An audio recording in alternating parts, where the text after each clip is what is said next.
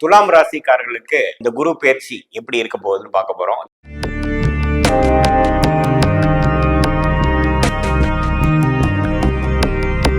மே 1ஆம் தேதி ஆகக்கூடிய பயிற்சி பாத்தீங்கன்னா 7ஆம் இடத்துல ராசி இது வரைக்கும் பார்த்துட்டு இருந்த குரு இப்போ 8ஆம் இடத்துக்கு அஷ்டமத்துல மாறுறாரு துலாம் ராசிக்காரர்களுக்கு.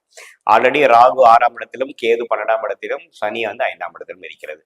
ஸோ இத்தகைய ஒரு கிரக பிளேஸ்மெண்ட்ஸ் பார்த்தீங்கன்னா துலாம் ராசிக்காரர்களுக்கு எப்படி கொடுக்குதுன்னு பார்த்தீங்கன்னா, இது வரைக்கும் ஒரு மாதிரியா அலட்டிக்காம அப்படி ஃப்ரீயா இருந்த துலாம் ராசிக்காரர்கள் சில விஷயங்கள் அவங்க லைஃப்ல மாறி அவங்களுக்கு அட்டென்ஷன் கொடுக்கக்கூடிய ஒரு ஃபோக்கஸ் மாறக்கூடிய அமைப்பு கொடுக்குது. எது மாதிரி ஃபோக்கஸ் மாறுது அப்படின்னா, குரு வந்து 8ஆம் இடத்துக்கு மாறும் பொழுது கொஞ்சம் முதலீடுகள் செய்யறது, சில குடுக்கல் வாங்கல் விஷயத்துல வந்து கொஞ்சம் இன்வால்வ் ஆகுறது, ஒரு டிராவல் போகணும், நம்ம டிராவல் போகணும், ஒரு நார்த் இந்தியா போகணும், ஒரு பில்கிரிமேஜ் போகணும், ஒரு புண்ணிய ட்ரிப் போகணும், அந்த கோயிலுக்கு போகணும், இந்த இதுக்கு போகணும்னு நினைச்சிட்டு இருக்கிறவங்களாம் பார்த்தீங்கன்னா கண்டிப்பாக இந்த மே 1ஆம் தேதியிலிருந்து கொஞ்சம் டிராவல் பண்ணக்கூடிய அமைப்புகள் உண்டு.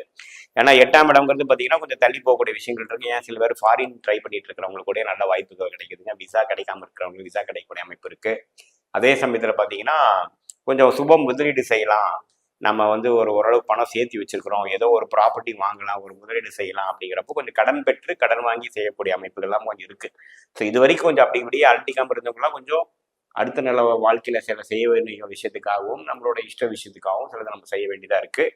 அதே சமயத்துல பாத்தீங்கன்னா 4ஆம் இடத்தையும் பார்ப்பதனால இடம் வீடு பொருள் விஷயமா சில இன்வெஸ்ட்மெண்ட், சில மாற்றி அமைக்கிறது, சில வசதிப்படுத்திக்கிறது, சுப செலவுகள் செய்யறது அப்படிங்கிற மாதிரி சில விஷயங்கள் இருக்கு.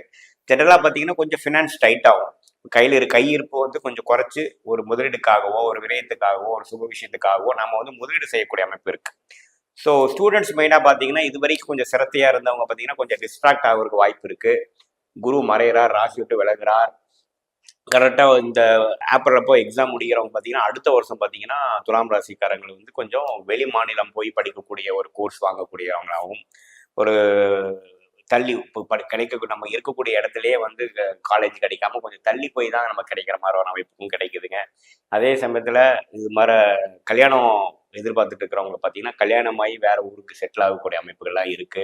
டிரான்ஸ்ஃபர் எதிர்பார்த்துட்டு இருந்தவங்களுக்குலாம் டிரான்ஸ்ஃபர் கிடைக்கக்கூடிய அமைப்புகள், அது மாதிரி விஷயங்கள்லாம் பரிபூர்ணமாக இருக்கு.